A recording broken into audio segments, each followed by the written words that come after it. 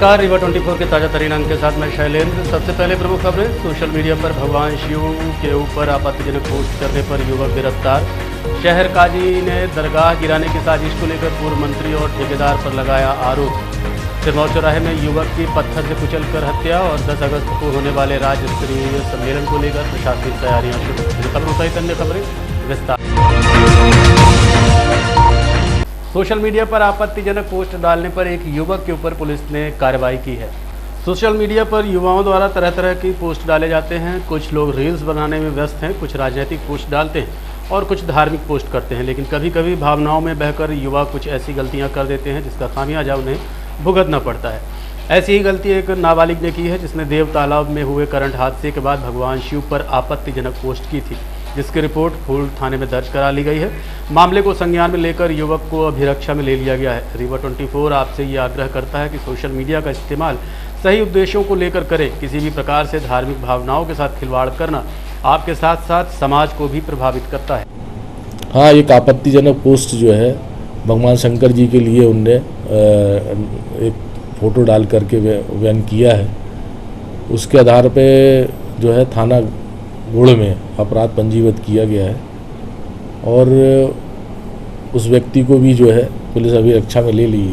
अभी वो अवयस्क बालक है, इस पे जो है वैधानिक कार्रवाई की जाएगी। रीवा शहर में एक बार फिर बड़ी घटना को अंजाम दिया गया है। एक युवक की पत्थर से कुचलकर हत्या कर दी गई है। रीवा में अपराधियों को बुलडोजर का कोई डर नहीं है, तभी तो आए दिन हत्या, लूट और डकैती जैसी वारदातें प्रमुख रूप से खबरों में बनी रहती हैं। इसी क्रम में 1 अगस्त की देर रात सिरमौर चौराहे के रमा गोविंद पैलेस स्थित पुष्पक होटल के सामने एक युवक की पत्थर से कुचलकर हत्या कर दी गई। बताया जा रहा है कि युवक चौराहे में ही भुट्टे लगाने का धंधा करता था। युवक का नाम दिलीप गोस्वामी बताया जा रहा है, जो नई गढ़ी थाना क्षेत्र के अंतर्गत देवहरी का रहने वाला है। वो दिन भर ठेला लगाता था और रात में वहीं पुष्पक होटल के सामने सो जाता था। बीती रात करीब 1 बजे के आसपास जब सो रहा था तो आरोपी ने उसे पहले डंडे से मारा, उसके बाद पत्थर लेकर आया और सर पर पटक कर भाग गया, जिसके बाद गंभीर हालत में उसे स्थानीय लोगों द्वारा अस्पताल पहुंचाया गया, जहां इलाज के दौरान उसकी मौत हो गई। घटना का सीसीटीवी फुटेज भी सामने आया है। वहीं सूत्रों से मिली जानकारी के अनुसार मृतक और आरोपी दोनों ने साथ में शराब पी थी, जिसके बाद झगड़ा हुआ। आरोपी ने बताया कि मृतक ने दांत काट लिया था, जिस वजह से उसने उसे मारा है। बहरहाल जो भी हो, पुलिस अब इस मामले की जांच कर रही है। आरोपी को गिरफ्तार कर लिया गया है। ये शराब की दुकान के आसपास कल रात में एक्चुअली में मेरे को पता चला तकरीबन 1:30 बजे। मेरे यहाँ एक पुराना कर्मचारी था, वो उधर से निकला तो उसने देखा, उसने मेरे को घर जाके फ़ोन किया। उसके क्योंकि मोबाइल में बैलेंस नहीं था तो घर में दूसरे मोबाइल से हमको फ़ोन किया। तो ऐसे हमको 1:30 बजे पता चला, तो ऐसे मैं वहाँ गया घटनास्थल पर, देखा तो उसके सर में चोट आई थी और खूब ब्लड निकला था। तो फिर उसको तुरंत लेके पहले तो 60 में वो एम्बुलेंस के लिए, फिर 112 में पुलिस वालों को बुलाए। पुलिस वाले आए, एम्बुलेंस से लेके फिर उसको यहाँ अस्पताल लाए। अस्पताल में यहाँ एडमिट किए और बच नहीं पाया। कहाँ का रहने वाला है? ये नई गढ़ी के पास देवरिहन गांव है, वहाँ का है। कब से काम कर रहे थे यहाँ पे? अपने यहाँ नहीं काम कर रहा इस एरिया में अपने यहाँ का? ये अभी कुछ दिन नहीं हो, हमको लगता है 7-8 दिन पहले आया है रीवा। ये वहाँ से आपके सो रहा जी हाँ, वो आता था, वो कहीं हमारे उधर सामने बिछा के सो जाए, कहीं पुलिस चौकी में सो जाए, कोई ऐसा ठिकाना नहीं था। सीसीटीवी फुटेज वगैरह वहाँ लगे? हाँ, सीसीटीवी लगे, उसमें पूरा कॉम्प्लेक्स का सीसीटीवी क्या लग रहा पहले। तो उसमें एक लड़का जिसका शक्ल ठीक से समझ में नहीं आ रहा है, वो पहले डंडा लेके आया है, उसके बाद फिर डंडे को वापस रखा है और फिर पत्थर लेके आया है और पत्थर से उसके सर में पटका, सर में पत्थर पटक के मारा। सीसीटीवी फुटेज में है ये पूरी? ये है। क्या नाम है आपका? अतुल सिंह। आरोपी की पहचान हो पाई अभी तक? आरोपी पहचान नहीं हो पाई, नहीं अभी पहचान नहीं हो पाई। सिरमौर चौराहे जो पुष्पक भोजनालय है, उसके पास एक व्यक्ति की पत्थर मार के हत्या कर दी गई है। वो व्यक्ति ज्ञात हो चुका है। उसका नाम मृतक का दिलीप गोस्वामी है, देवहरियान नई गढ़ी का रहने वाला है और ये भुट्टे का ठेला लगाता था सिरमौर चौराहे पे। और पुष्पक भोजनालय में जब बंद हो जाता था उसके बाहर वो सोता था। रात किसी अज्ञात व्यक्ति ने उस पर पत्थर पटक दिया जिससे उसकी मृत्यु हो गई है। पुलिस ने उसका पीएम करा रही है और जो चीज़ अभी तथ्य सामने आए हैं उसमें कुछ लोगों को अभिरक्षा में लिया गया है और संभवतः आपको जल्दी ही इस घटना का खुलासा आपके सामने आएगा। अभी उस पर इन्वेस्टिगेशन चल रहा है, इसलिए बताना उचित नहीं है। अभी इन्वेस्टिगेशन जैसे ही है, घटना सीसीटीवी में दिख रही है, सीसीटीवी वीडियो भी आया है। हाँ, वो फुटेज भी प्राप्त किए गए, उसका सत्यापन किया जा रहा है और कुछ लोग अभिरक्षा में भी लिए गए हैं और निश्चित थोड़ी देर समय बाद जो है आपको इस बात का भी खुलासा हो जाएगा। अभी उस पर विवेचना चल रही है। देखिए, अभी बीती रात में करीब 2:30 बजे के आसपास एक युवक को सिरमौर चौराहे से एक श्री छोटेलाल त्रिपाठी नाम के व्यक्ति लेके आए थे। उस व्यक्ति का नाम दिलीप था, मरीज का नाम, करीब 30 वर्ष का युवक था और वो सिरमौर चौराहे पर ही वहीं कहीं निवास करता था। तो उसको काफ़ी चोटें थी, चेहरे पे, सिर पे, गंभीर अवस्था में था। तो उसको भर्ती करके उपचार किया गया, पर वो दुर्भाग्य से आज 8:55 पर उसके देहांत हो गया। पुलिस को सूचना दे दी गई है और पोस्टमार्टम की कार्रवाई होगी। तो सर उसको देखने में कैसा लगा, कैसे प्रथम दृष्टया क्या लग रहा है डॉक्टरों को? और मतलब मारपीट की चोटें हो रही थी, ऐसा बताया भी, हिस्ट्री में भी ये था। अब इसके बारे में फाइनल। रीवा जिले के नई गढ़ी थाना अंतर्गत पुलिस की बर्बरता का मामला प्रकाश में आया है। मामला जिले के नई गढ़ी थाने से सामने आया है, जहां पर मारपीट के मामले में गवाही देने पहुंचे युवक के साथ मारपीट की गई। मारपीट इस कदर की गई कि पीड़ित युवक बुरी तरह से घायल हो चुका। युवक का कहना है कि वो एक मारपीट की घटना में प्रत्यक्षदर्शी था, तो एक पक्ष के लोगों ने उसका नाम थाने में गवाही के तौर पर लिखवा दिया। जब पुलिस ने उसे थाने बुलाया और बयान लेना शुरू किया तो पुलिस ने युवक पर झूठी गवाही देने का आरोप लगाते हुए अलग कमरे में ले जाकर मारपीट शुरू की। पीड़ित का कहना है कि उस पर अनगिनत लाठियां बरसाई गईं, जिसके कारण उसके हाथ पैर में काफ़ी सूजन आ गया। पीड़ित युवक ने मारपीट का आरोप किसी और पर नहीं बल्कि थाने के प्रभारी जगदीश ठाकुर पर लगाया है। वहीं इस मामले को लेकर अतिरिक्त पुलिस अधीक्षक अनिल सोनकर का कहना है कि शिकायत पत्र प्राप्त हुआ है, जल्द ही कार्रवाई की जाएगी। कहाँ के रहने वाले हैं? पुरानी। क्या घटना हुई आपके साथ? घटना हम साहब गवाही में गए, 2 लोग झगड़ा किए, कमल चतुर्वेदी। मैं वहाँ चौराहा पर बैठा था, वहाँ गया तो मैं देखा तो ये सब मार रहे थे उसको, कमलाकांत चतुर्वेदी को और उसकी औरत को, तो हुफा तो मैं मना किया। फिर यहाँ से हम आपस आया, वो लोग घेर के मारे थे, मना कर रहा था। फिर इसके बाद मैं थाने गवाही बिहान भाई लाए और मेरे को टीआई साहब बोले तू झूठ बोल रहे हो, पैसा लिए हो और उन लोगों को गलत बोल रहे हो। फिर 4 रूम में 3 नंबर में ले गए और मेरे को मारना चालू कर दिया। आप कहाँ के ले गए थे थाने? मैं गवाही में साहब ले गए थे मेरे को। जिनके साथ मारपीट हुई थी उनके तरफ से आप गवाही? जी। कहाँ से मारे पुलिस वालों ने? डंडा से मारे हैं साहब। कहाँ मारपीट की? शरीर में कहाँ चोटें हैं? शरीर में साहब यही हाथ में लगा है और पीछे लाठी 2 लाठी मारे थे, तो अभी निशान है, काला पड़ गया है। हाथ में भी सूजन है? जी, हाथ में भी सूजन है? जी, हाथ तो सूजन है। कहाँ ले जाकर मारे थे? 4 रूम में 3 नंबर में। कितने डंडे मारे होंगे? शोरूम कहाँ है? ये अलग रूम रहता है थाने का। अच्छा, थाने का शोरूम है? जी। वहाँ कैमरा नहीं लगा? अब सर कमरा नहीं लगा है, वो अलग रूम में ही है। कौन लोग मारे? टीआई साहब स्वयं मारे हैं, एक पुलिस वाला और था। क्या नाम है टीआई साहब? हम नाम नहीं जानता। कितने डंडे मारे था? करीब हमको मारे होंगे 50 डंडा मारे होंगे साहब। थाना कौन सा था? थाना नई गढ़ी था। एडिशनल साहब से आपने शिकायत की, क्या कहा उन्होंने? एडिशनल साहब से आप मिले अभी, क्या बोले वो? बोले आप कार्रवाई करवाओ, देखे सुने सामने खड़े थे। कार्रवाई करने की बात कहीं एसपी से मिलने आए थे आप, क्या बोले? अब साहब बोले कि ठीक है, मैं रिपोर्ट लिख लिए।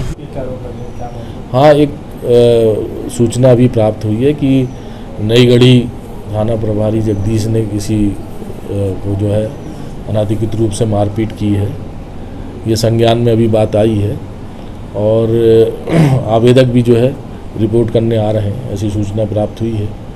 जैसे ही आ जाएगी उनसे बात की जाएगी और उसकी जांच कराई जाएगी। यदि पुलिस की तरफ से किसी अधिकारी कर्मचारी ने कुछ अतिशय किया हो जो कानून परिधि में नहीं आता है, तो निश्चित रूप से उनके खिलाफ कार्रवाई की जाएगी।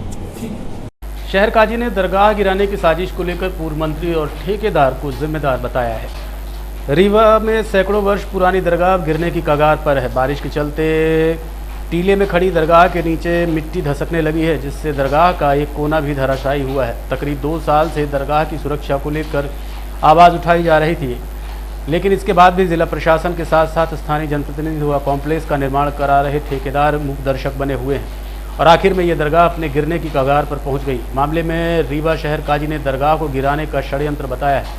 उन्होंने कहा कि पूर्व मंत्री व विधायक राजेंद्र शुक्ल सहित निर्माण करा रहे ठेकेदार व स्थानीय जिला प्रशासन से 10 से ज़्यादा बार मीटिंग की गई, जिसके बाद ये आश्वासन दिया जाता रहा कि दरगाह को सुरक्षित करने के बाद आने जाने का रास्ता देंगे, लेकिन आज तक ना तो दरगाह को सुरक्षित किया गया और ना ही रास्ता बनाया गया। ऐसे में बारिश के कारण दरगाह धसकने लगी है और कभी भी धराशायी हो सकती है।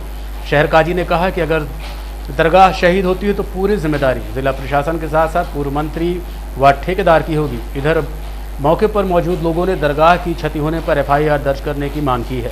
कंस्ट्रक्शन का काम यहाँ चल रहा है और आप सामने देख रहे हैं शहीद अब्दुल्ला शाह रहमतुल्लाह अलैह का मज़ार है और कई सदियों पुराना मज़ार है, ये आज का नहीं है। और इस बारे में कलेक्टर 2-3 चेंज हुए, हर कलेक्टर से हमारी मीटिंग हुई, बातचीत हुई, सभी ने आश्वासन दिया कि मज़ार को हम कुछ नुकसान नहीं होने देंगे, उसको बचा के रखेंगे, सेफ रखेंगे, सारी चीज़ें हुई। SDM साहब से भी बातचीत हुई सबसे। अभी हम हज में जाने से पहले हमारी मीटिंग हुई थी लास्ट में, माननीय विधायक जिससे भी बात यहाँ हुई थी वो आए थे यहाँ, तो उन्होंने आश्वासन दिया था कि बहुत जल्दी इसका सब काम बारिश से पहले कर देंगे। पूरी बिल्डिंग का काम चल रहा है, ये सिर्फ मज़ार का काम रोक के रखें। और संजय सिंह जो हैं, जो मेन इसके मालिक हैं यहाँ बिल्डिंग के, जो काम करवा रहे हैं वो कर रहे हैं, तो उनकी तरफ से ये पूरी ढिलाई है। ये उनकी तरफ से ये एक षड्यंत्र ये है, कह ले कि मज़ार को गिरने तक के लिए वो इंतजार कर रहे हैं कि हाँ ये किसी तरीके से गिर जाए और शहीद हो जाए। क्योंकि आप देख रहे हैं चारों तरफ बिल्डिंग का काम चल रहा है, लेकिन सिर्फ मज़ार की हिफाजत के लिए कोई काम नहीं हुआ। इतने दिन से सब लोग कहाँ गायब थे? मतलब अभी तक खादिम अकेले 2 लोग एक दिन भी कोई ऐसा नहीं गुजरा है कि लोग बात ना कर रहे हों। हर आदमी से डेली बातें, नहीं घर में बातें हो के नहीं हो रही, यहाँ डेली बातें हो रही है, सब बात कर रहे हैं। हमारी खुद की 10 मरतबा मीटिंग हो चुकी है। अभी हाल ही में आप और पूर्व मंत्री जी एक साथ आए थे, सभी लोग यहाँ बैठे थे। मंत्री जी ने कहा था यहाँ से रास्ता देंगे, आप सामने देखें, ये पूरी बाउंड्री खड़ी कर दी गई है। यानी कहते कुछ और हैं, कहने के बाद फिर पलट जाते हैं। जबकि हमने शुरू में ये कहा था कि जो भी चीज़ें हैं उसको रिटर्न में लिखी जाए, रखी जाएँ, रिटर्न में सब रखा जाए कि हाँ मज़ार का एरिया इतना रहेगा, मज़ार का रास्ता यहाँ से रहेगा, लेकिन ऐसा कुछ नहीं किया गया। आप लोग ने इसके लिए दबाव क्यों नहीं बनाया, जबकि आप शहर सारे दबाव बनाए गए हैं सब कुछ, लेकिन कोई सुनने वाला नहीं है। प्रशासन तक कोई सुनने वाला नहीं है। क्या मानते कि इसका साजिश पूर्वक सभी लोगों की साजिश में प्रशासन जिम्मेदार है इसमें पूरी तरीके से, और प्रशासन इसमें कोई कार्रवाई नहीं। क्यों? इसलिए कि प्रशासन तो देख रहा है ना, प्रशासन की निगरानी में है कि मज़ार ढह रही है, और अभी तक हाउसिंग बोर्ड भी इसमें इन्वॉल्व है और अभी तक कोई कार्रवाई नहीं। स्थानीय विधायक का क्या इसमें मानते हैं, किस प्रकार से? सभी लोग जिम्मेदार हैं। अभी क्या चाहते हैं? सभी लोगों की जिम्मेदारी है। स्थानीय विधायक महोदय से यहाँ बैठकर सामने बात हुई थी और उन्होंने आश्वासन दिया था। अभी उनसे बात नहीं हुई आज इस अभी तो हमने उनको वीडियो किया, फोन भी लगाया, उनका फोन नहीं उठा पा रहा। ठेकेदार के ऊपर FIR। ठेकेदार मेरे समाज के बड़े बड़े वरिष्ठ दानिशवर लोग, इंतजामिया कमेटी के लोग कई मरतबा जिला प्रशासन के साथ और माननीय राजेंद्र जी के साथ जो अपना समझौता और बातचीत इस बाजार के विषय में किया है, उसकी जानकारी बीच बीच में आपके मीडिया के माध्यम से हम लोगों तक मिली है। उसके बावजूद भी आज करीब 1.5-2 साल के दरमियान इसके बीच में जब फिर भी ये बातें नहीं हुई, तो मैंने 1 महीने 17 दिन के लिए इस कॉलोनी का काम मैंने कमिश्नर को ज्ञापन देके बंद करा दिया था। फिर कुछ लोगों ने जाके अपना पत्र दिया कि साहब हम लोगों ने अपना मुआहदा पूरा कर लिया, आप अपना काम कर लीजिए, ठीक है। उसके बाद अभी मुझे 4 दिन बाद फिर जानकारी प्राप्त हुई कि वहाँ पर पूरी तरह से मज़ार को ध्वस्त कर दिया गया। तो हमने 1 महीना पहले से सारी चीजें चालू हो गई। मुझे 4 दिन पहले 10 दिन से पिछले खादिम दिया अकेले बैठे यहाँ पर। हमने क्या कहा, मुझे जो है 4 दिन के पहले जो है तो मैं अपने एडवोकेट साथियों के साथ परामर्श किया कि इस विषय पर हम लोग करें क्या। तो बोले एक बार राजेंद्र जी से चल के मिल लिया जाए। हम लोग उनके घर गए, सुबह 10 बजे मुलाकात हुई। हमने राजेंद्र जी से यही कहा कि हमने कहा राजेंद्र जी, हमें 2 वर्ष से समाज के लोग बता रहे हैं कि आप 20 फीट की रोड देंगे, 15 फीट की रोड देंगे और ये हॉल बना के देंगे। वहाँ तो पूरी तरह से बंजर पड़ा हुआ है। तो उन्होंने मेरे सामने संजय सिंह को फोन लगा के कहा कि उस काम को तत्परता से आप जल्दी, मुहर्रम लग गया, आप जल्दी काम कराइए। यहाँ पर ललन खान जी आए हुए हैं, बोले मैं कल आऊँगा। राजेंद्र जी ने ये वादा किया सब लोगों के सामने कि मैं कल आऊँगा। वो कल नहीं आए, आज नहीं आए, परसों नहीं आए, किसी दिन नहीं आए। जब आज मुझे जानकारी प्राप्त हुई कि वहाँ पर बारिश के कारण मज़ार जो है पूरी तरह से ध्वस्त होने की कगार में, यहाँ पर समाज के लोग इकट्ठे हो गए हैं। हम लोग भी आए यहाँ पर और यहाँ पर खड़े हुए कि इस विषय में हम लोग क्या करना चाहते हैं। तो ये सब हमारे साथी एडवोकेट आए हुए हैं, बाकी के विषय में अशफाक जी बता देंगे। हमारी जो राजेंद्र जी से बात हुई है उतनी विषय में मैंने आपको जानकारी दी। देखिए दरअसल बात ये है कि ये 384 रकबा और 385 8 एकड़ 85 डिसमिल छोटी दरगाह से लेकर इस पूरी वक्फ प्रॉपर्टी है। और यहाँ पर जहाँ पर अभी न्यूसेंस क्रिएट हुआ है, ये 50 बाई 50 का यहाँ पर मजार शरीफ बनी हुई थी। मजार शरीफ के अलावा वहाँ पर एक कमरा बना था, 3 सेट बना था, अस्तबल बना था, और इसके अतिरिक्त यहाँ पर मंदिर भी बनी थी, बहुत प्राचीन मंदिर थी, बरगद का पेड़ भी था। सभी धर्मों के लोग अपने आस्था के अनुसार यहाँ पर अपनी अपनी इबादत करते थे। ये लगभग 1.5-2 साल से यहाँ पर ऐसी स्थिति पैदा हो गई कि जिला का प्रशासन और यहाँ का ठेकेदार, जब ये यहाँ पर कंस्ट्रक्शन का काम शुरू हुआ, उन लोगों ने प्रशासन के सहयोग से बलपूर्वक जो 50 बाई 50 का जो सेट था उसको अपने अधिग्रहण कर लिया गैर कानूनी तरीके से, और ये कहा उस टाइम के जो यहाँ पर रिप्रेजेंट करते थे कि भाई हम मजार शरीफ को व्यवस्थित बना के देंगे। इस उम्मीद के साथ वो लोग लगे रहे। दरअसल जब बात ये आई कि ठेकेदार ने और प्रशासन ने जो वादा किया था, कमिटमेंट किया था, जब वादा पर वो खरे नहीं उतरे, तभी हम लोग 5 दिन पहले हमारे तमाम अधिवक्ता साथी लल्लन भाई, फिरोज भाई, भाभी भाई, सिकंदर भाई, तमाम सब लोगों ने ये बात तय किया कि भाई ये प्रशासन ने हम लोगों के साथ में धोखा कर रहा है, फरेब कर रहा है, ठेकेदार भी धोखा कर रहा है। हम लोग माननीय विधायक जी के पास गए, विधायक जी के पास हम लोगों ने अपनी बात रखी। विधायक जी ने कहा कि हम उस मजार शरीफ को किसी भी हालत से गिरने नहीं देंगे। दरअसल चूंकि यह मामला कानूनी है तो हम लोगों ने एक ज्ञापन पत्र बनाया। ज्ञापन पत्र ये बनाया कि ये चूंकि ये वक्फ प्रॉपर्टी है, इस पर एडमिनिस्ट्रेशन को भी राइट नहीं है हमारी प्रॉपर्टी को हस्तक्षेप करने का। वक्फ एक्ट 1995-13 के मुताबिक इस संपत्ति पर किसी को भी इंटरफेयर करने को अधिकार जुडिक्शन नहीं, जब तक न्यायालय का कोई अंतिम आदेश ना आए। लेकिन मैं वही कह रहा हूँ, वही बात आ रहा हूँ। लेकिन इस विषय पर हम लोगों ने आवेदन बनाया कलेक्टर को, पुलिस अधीक्षक को और संबंधित थाना को और एसडीएम को। 1 सप्ताह के अंदर अगर उक्त आराजी पर जो मजार शरीफ बनी हुई है उसका निराकरण नहीं हुआ तो हम लोग संवैधानिक तरीके से यहाँ पर धरना प्रदर्शन करने पर बाध्य विवश होंगे। इसी दौरान बारिश हुई, बारिश का मौसम है, मजार शरीफ धराशायी हो रही है, तो ऐसी स्थिति में हम लोगों ने पुनः प्रशासन से आग्रह करके कि भाई आप यहाँ पर देखें, नहीं लैंड ऑर्डर की स्थिति यहाँ पर क्रिएट हो जाएगी। हमारा ये आरोप है कि जो यहाँ का ठेकेदार है वो संजय सिंह जो भी है वो असंवेदनशील ठेकेदार है। अगर संवेदनशील होते तो जिस तरीके से लगातार हम ये, अगर ये पक्ष माना जाए कि इस जो लोग मजार शरीफ पर थे वो लोग सहयोग करते रहे, तो अगर ये माना जाए कि लोग सहयोग कर रहे थे तो आपको भी सहयोग करना था। तो इसमें सबसे संपूर्ण रूप से जो उत्तरदायी है तो संजय सिंह के खिलाफ लीगल एक्शन होना चाहिए और उस पर FIR होना चाहिए, उसमें लीगल हम लोग बता देंगे। और नंबर दो बात यह कि इसमें प्रशासन पूरी तरीके जिम्मेदार है।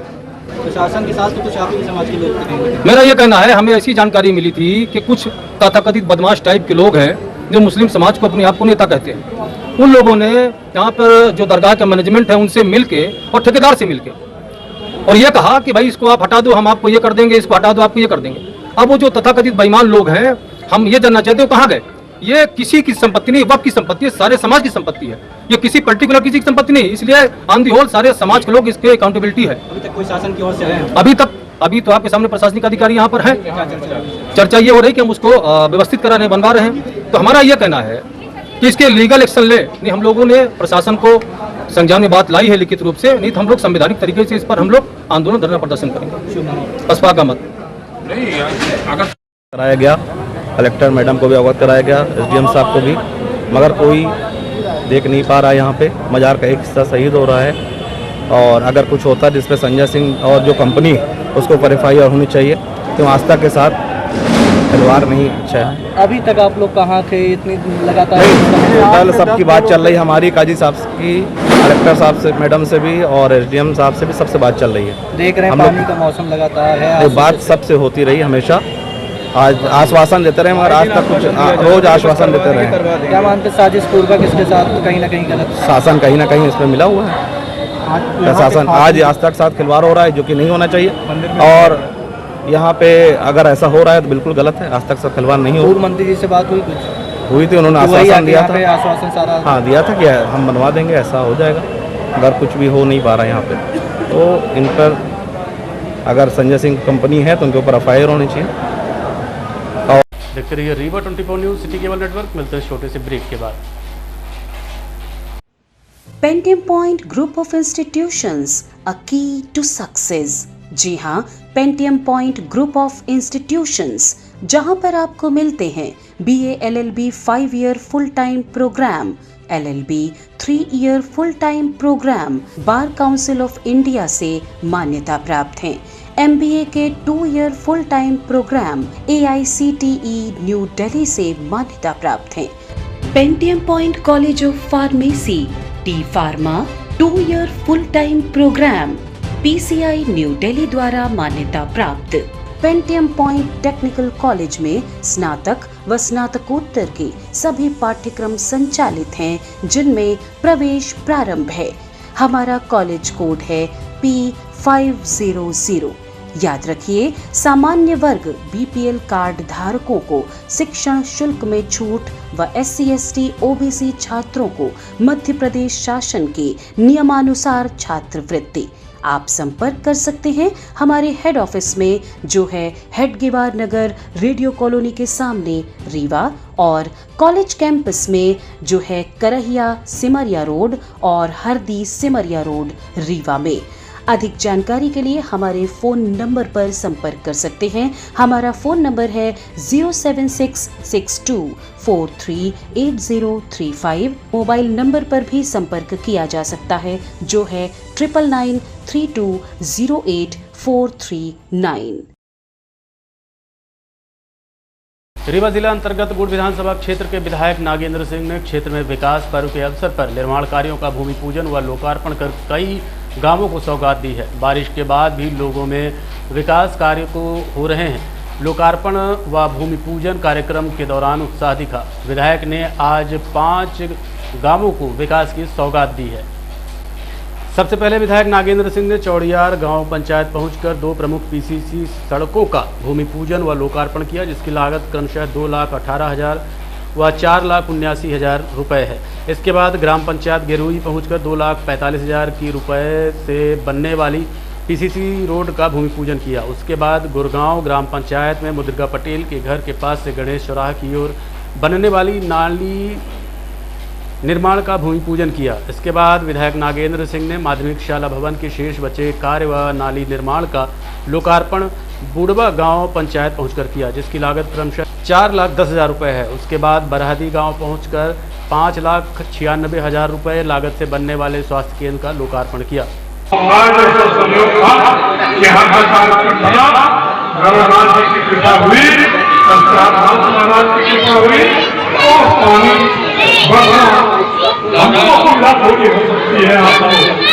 लेकिन हम देश के लिए पानी अमृत है, अमृत स्वरूप है। इसलिए सबसे पहले मैं भगवान शंकर नाथ जी का, भगवान का, भगवान जी का आभार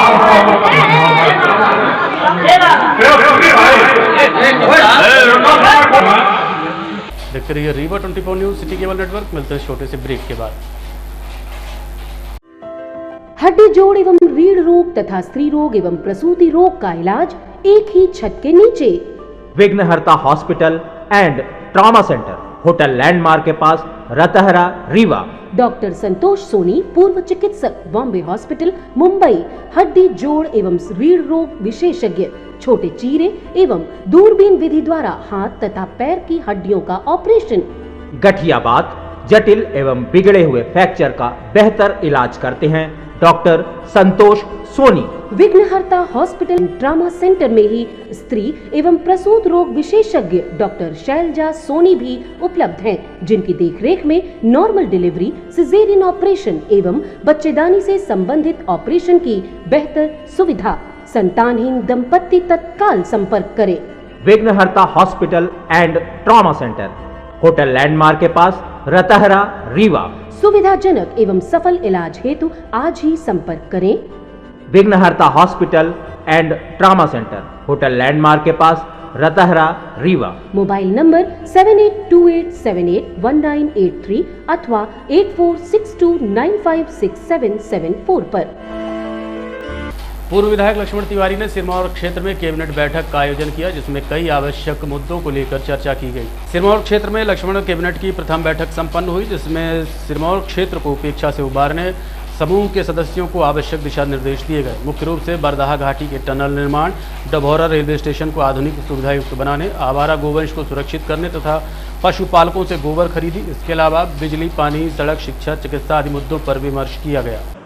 और ये पहला मध्य प्रदेश के इतिहास में होगा कि लक्ष्मण कैबिनेट गैर राजनीतिक, ये कोई मध्य प्रदेश शासन या किसी भारत सरकार की कैबिनेट नहीं है, ये समूह है।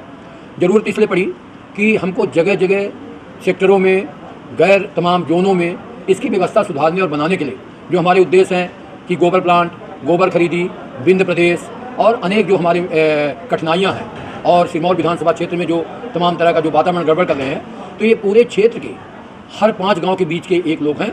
और आपने देखा कि इसमें हमारे 7 आदिवासी, 6 क्षत्रिय, 2 नापीत, 2 कहार, 2 अनुसूचित जाति, इसी तरह से 2 जायसवाल, 5 जो है तमाम गुप्ता सोनी परिवार, हर वर्ग के लोग यहाँ पर केवट, माझी, कोई ऐसा नहीं, जाति समीकरण संतुलन बनाकर और ब्राह्मणों के साथ भी इस कैबिनेट का गठन किया गया है। इनको सेक्टर वाई प्रभार दिया जाएगा और ये सेक्टर वाई हमारे नीति, रीति, चुनावी रणनीति, ये हमारी उच्च स्तरीय कमेटी है और इसके मार्गदर्शन में मुझ सहित सारे कार्यक्रम संपन्न होंगे, ताकि जिस तरह से विधायकों का भ्रष्टाचार है, नेतागिरी का भ्रष्टाचार है, वो न हो, इनके हाथ में ये दायित्व रहे और ये दायित्व निर्वहन करने के लिए हम सबको समय समय पर मार्गदर्शन दें। इसलिए आज ये लक्ष्मण कैबिनेट का गठन करके 10 अगस्त को होने वाले राज्य स्तरीय सम्मेलन को लेकर आज कलेक्ट्रेट में एक बैठक का आयोजन किया गया। जबलपुर और इंदौर के बाद तीसरा राज्य सम्मेलन रीवा में आयोजित किया जाएगा। ये सम्मेलन लाडली बहना योजना के प्रचार प्रसार के लिए किया जा रहा है, जिसमें 10 अगस्त को मुख्यमंत्री 1.25 करोड़ लाडली बहनों के खाते में 1000 रुपये डालेंगे। इस दौरान कॉलेज चौराहे से अस्पताल चौराहे के बीच रोड शो किया जाएगा। वहीं पत्रकारों द्वारा पूछने पर विधायक राजेंद्र शुक्ल ने बताया कि लगभग 100 करोड़ के विकास कार्यों का भी शिलान्यास किया जाएगा, जिसमें मेडिकल कॉलेज में यूजी, पीजी, हॉस्टल संबंधित कार्यों के अलावा अन्य कार्यों का भी शिलान्यास करेंगे। लाडली बहना का तीसरा सम्मेलन पहला जबलपुर में हुआ था, दूसरा इंदौर में, तीसरा रीवा में हो रहा है, जहाँ से मुख्यमंत्री जी क्लिक के माध्यम से 1.25 करोड़ बहनों के खाते में 1000 रुपये डालने का काम करेंगे। इसके पहले कॉलेज चौराहे से अस्पताल चौराहे के बीच में रोड शो होगा, वो पूरी गाड़ी में रहेंगे और विभिन्न संगठनों के लोग, व्यापारी से लेकर और तमाम तरह के रीवा के नागरिक रीवा की तस्वीर को बदलने में, रीवा को विकास की ऊंचाइयों पर पहुंचाने में जो प्रयास हुए हैं, जो प्रयास होने वाले हैं, उसके लिए सड़क के किनारे खड़े होकर उनका अभिनंदन करेंगे, उनको धन्यवाद देंगे। इस रोड शो को भव्य बनाने के लिए विभिन्न संगठनों के साथ आज यहाँ पर बैठक हुई। मेडिकल कॉलेज के लिए भी कोई सौगात है? मेडिकल कॉलेज में यूजी हॉस्टल, पीजी हॉस्टल और जो एकेडमिक ब्लॉक बन रहा है, ये जो सब लगभग 100 करोड़ रुपए का जो धनराशि शिवराज सिंह चौहान जी ने मंजूर की है, उसमें हॉस्टल्स का लोकार्पण किया। कुल कितने किलोमीटर का रोड शो होना है? 10 अगस्त को राज्य स्तरीय सम्मेलन के तहत लाडली बहना योजना को लेकर आज कलेक्टर रीवा ने आंगनबाड़ी कार्यकर्ताओं को समझाइश दी। लाडली बहना योजना अंतर्गत 10 अगस्त को राज्य स्तरीय सम्मेलन का आयोजन रीवा जिले में किया जाएगा, जिसके लिए आज रीवा कलेक्टर श्रीमती प्रतिभा पाल ने आंगनबाड़ी कार्यकर्ताओं के साथ एक विशेष बैठक आयोजित की। इस दौरान उन्होंने मतदाता सूची सहित अन्य आवश्यक मुद्दों पर दिशा निर्देश दिए। मामले को लेकर उन्होंने आंगनबाड़ी कार्यकर्ताओं को संबोधित किया, जिसके बाद मीडिया से चर्चा की। आंगनबाड़ी कार्यकर्ताओं 10 अगस्त को अपने यहाँ राज्य स्तरीय सम्मेलन लाडली बहना का होगा, तो उससे पहले कई सारी प्री इवेंट गतिविधियाँ रखी गई हैं जो सभी पंचायतों में, सभी जनपद और नगरीय निकाय के मुख्यालयों पर होंगी। तो उसी संबंध में बैठक का आयोजन किया गया है। साथ ही जो अन्य मतदाता सूची या अन्य कार्य हैं उस संबंध में भी चर्चा की गई है। तो उद्देश्य है कि रीवा की मतदाता सूची में जो महिला वोटर्स का पार्टिसिपेशन है वो प्रॉपरली रहे, उसमें नाम जुड़े रहें और 10 तारीख के आयोजन को लेकर के जो गतिविधियाँ हैं वो सभी जगह पूरी प्रकार से सुचारू रूप से चलें। रीवा जिले में कितनी महिलाओं को लाभान्वित होना? रीवा जिले में 4 लाख से अधिक लाडली बहनाओं को लाडली बहना योजना का लाभ मिला है और इस योजना के तहत अपने यहाँ सभी पंचायतों, सभी गाँवों में लाडली बहना सेना का भी गठन किया गया है, जिसमें लगभग 32,000 महिलाएं सेना के सदस्य हैं। ये सेना आगे चल करके महिला सशक्तिकरण की दिशा में लगातार काम करेगी। इनके प्रशिक्षण खत्म हो गए हैं और जो गांव स्तर या अन्य जगह जो कुरीतियाँ महिलाओं को लेकर के मिलती हैं उन पर विशेष रूप से ध्यान दें। आज के अंक में इतना ही। देखते रहिए रीवा 24 न्यूज़। नमस्कार।